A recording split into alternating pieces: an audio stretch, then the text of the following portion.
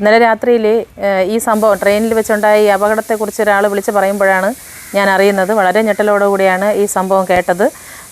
ശരിക്കും സുരേഷ് എന്ന് പറയുന്ന വ്യക്തിയെക്കുറിച്ച് പറയുകയാണെങ്കിൽ അയാളൊരു മദ്യപാനിയാണ്. പക്ഷേ സമൂഹത്തിൽ വലിയ പ്രശ്നങ്ങളൊന്നും ഉണ്ടാക്കുന്ന ആളല്ല. മദ്യപിച്ചിട്ട് വന്ന് ഭാര്യയായിട്ട് അടിയും വഴക്കുമൊക്കെ ഉണ്ടാക്കും, ഭാര്യയെ അടിക്കും, അങ്ങനെ ഭയങ്കര വിഷയങ്ങളൊക്കെ ഉണ്ടാകുമായിരുന്നു. അങ്ങനെ അതിൻ്റെ പേരിൽ ഭാര്യയെ പിണങ്ങി വേറൊരു വീട്ടിലോട്ട് മാറി താമസിക്കുകയാണ്. മക്കൾ അയാളുടെ സംരക്ഷണയിലാണ്, അയാളുടെ വീട്ടിൽ തന്നെ ഉണ്ട്. ഒരു മോനും ഒരു മോളും ഉണ്ട്. അപ്പം ഈ സുരേഷിൻ്റെ ഫാമിലിയെക്കുറിച്ച് പറയുകയാണെങ്കിൽ എല്ലാം നല്ല ആൾക്കാരാണ്. അതായത് സമൂഹത്തിൽ ജനങ്ങളുമായിട്ട്, അതായത് സമൂഹത്തോട് ചേർന്ന് നിന്ന് പാവപ്പെട്ട ആൾക്കാരെയൊക്കെ സഹായിക്കാനും ഒക്കെ ഉള്ള, അതായത് പള്ളിയുമായിട്ടൊക്കെ നല്ല ആക്റ്റീവായിട്ടൊക്കെ നിൽക്കുന്ന ആൾക്കാരാണ്. അപ്പോൾ ഇതുപോലൊരു പശ്ചാത്തലം മറ്റാർക്കും ഇല്ല. ഇയാൾ മദ്യപിച്ചതിൻ്റെ പേരിൽ ഇങ്ങനെ ആയിപ്പോയതാണ്. അപ്പം ഇന്നലെ ട്രെയിനിൽ വെച്ച് പോലും അയാൾ ജോലി അന്വേഷിച്ച് പോയിട്ട് വരുന്ന വഴിയായിരുന്നു. അയാൾ പെയിൻറ്റിങ് പണിക്കും വേലി കെട്ടാനൊക്കെ പോകുന്ന പണിയൊക്കെയാണ്. അപ്പോൾ ഇന്നലെ പെയിൻറ്റിങ് പണിക്ക് വേണ്ടിയിട്ട് അന്വേഷിച്ചിട്ട് വരുന്ന വഴിയായിരുന്നു. അപ്പോൾ വരുന്ന വഴിക്കാണ് ട്രെയിനിൽ വെച്ച് ഈ അപകടം ഉണ്ടായത്. വെള്ളമടിച്ച് സമനില തെറ്റി സംഭവിച്ചതായിരിക്കാം. പക്ഷേ ഞാൻ അയാളെ ഒരിക്കലും ന്യായീകരിക്കുന്നില്ല. കാരണം തെറ്റ് ആര് ചെയ്താലും തെറ്റ് തന്നെയാണ്. അപ്പോൾ അയാൾ തെറ്റ് ചെയ്തിട്ടുണ്ടെങ്കിൽ അയാൾക്ക് ശിക്ഷ കിട്ടേണ്ടതാണ്. അപ്പോൾ പിന്നെ ഒരു കുടുംബത്തിൻ്റെ താങ്ങായിട്ട് മാറേണ്ട ഒരു പെൺകുട്ടിക്കാണ് ഇത് സംഭവിച്ചത്. ആ ഒരു കുട്ടിക്ക് തലയ്ക്കൊക്കെ നന്നായിട്ട് അടിപറ്റിയിട്ടുണ്ടെന്ന് പറയണത്. അവളുടെ ആ ഒരു സാഹചര്യം, ആ വീട്ടിലെ എന്ത് സാഹചര്യമാണെന്ന് നമുക്കറിയില്ല. പക്ഷേ ഒരു പാവപ്പെട്ട പെൺകുട്ടിക്കാണ് ഈ ഒരു ദുരന്തം ഉണ്ടായത്. ഇയാളുടെ ഈ മദ്യത്തിൻ്റെ ആ ലഹരി ആ കൊച്ചിൻ്റെ മേൽക്ക് തീർക്കേണ്ട ഒരു കാര്യമില്ലായിരുന്നു. കാരണം ആർക്കും ജീവൻ കൊടുക്കാൻ പറ്റൂല.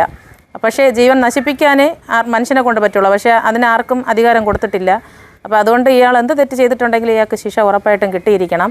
ഇതുപോലെ ഒരു പെൺകുട്ടിക്കും ഇനി ഇതുപോലെ യാത്രാ സമയങ്ങളിൽ, നമുക്കിപ്പോൾ സ്ത്രീകൾക്ക് രാത്രിയെന്നോ പകലെന്നോ ഉള്ള വ്യത്യാസമില്ലാതെ പല ആവശ്യങ്ങൾക്ക് വേണ്ടിയിട്ട് യാത്ര ചെയ്യേണ്ടി വരും.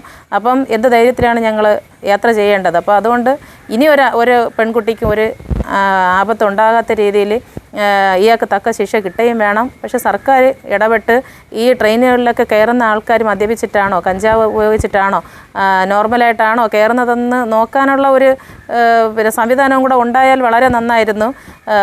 അതുകൊണ്ട് ഇനിയൊരു പെൺകുട്ടിക്കും ഇങ്ങനെ ഒരു ആപത്തുണ്ടാകരുതേ എന്ന് മാത്രമേ പറയാനുള്ളൂ. ഇയാൾ പറയുന്ന മൊഴി ഞാൻ കേട്ടു. പിന്നെ നീങ്ങി നിൽക്കാൻ പറഞ്ഞപ്പോൾ കേട്ടില്ല, അതുകൊണ്ട് ചവിട്ടി തള്ളിയിട്ടു എന്നാണ് പറയുന്നത്. അപ്പം അതിൽ നിന്ന് തന്നെ മനസ്സിലാവും അയാൾ മുൻപരിചയമില്ല, ഇവർ തമ്മിൽ അതിനു മുമ്പ് സംസാരിച്ചിട്ടില്ല. അയാളുടെ മദ്യലഹരിയിൽ ചെയ്തു പോയ ഒരു സംഭവമാണ്.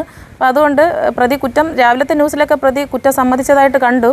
അപ്പോൾ അയാൾ കുറ്റം ചെയ്തിട്ടുണ്ടെങ്കിൽ അയാൾക്ക് തക്ക ശിക്ഷ കിട്ടണം. ഇനിയൊരു പെൺകുട്ടിക്കും ഒരാൾക്കും ഇങ്ങനെ ഒരു അപകടം ഒരു അവസരത്തിലും ഉണ്ടാകരുത്. കാരണം യാത്ര ചെയ്യുന്ന സമയത്ത് രക്ഷകർത്താക്കളെയും കൊണ്ടൊന്നും യാത്ര ചെയ്യാനൊന്നും പറ്റത്തില്ല. എല്ലാവരും ഒറ്റയ്ക്കൊക്കെ ആയിരിക്കും യാത്ര ചെയ്യുന്നത്.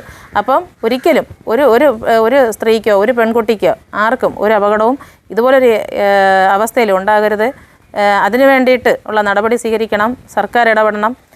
അതുപോലെ തന്നെ അയാൾക്ക് തക്ക ശിക്ഷ, തെറ്റ് ചെയ്തിട്ടുണ്ടെങ്കിൽ തക്ക ശിക്ഷ കിട്ടുകയും വേണമെന്നാണ് പറയാനുള്ളത്. എൻ്റെ പേര് ഷീലയാണ്. ഞാൻ ഈ വാർഡിൻ്റെ മെമ്പറുമാണ്. ഈ സുരേഷിൻ്റെ അയൽവാസിയും കൂടെയാണ്.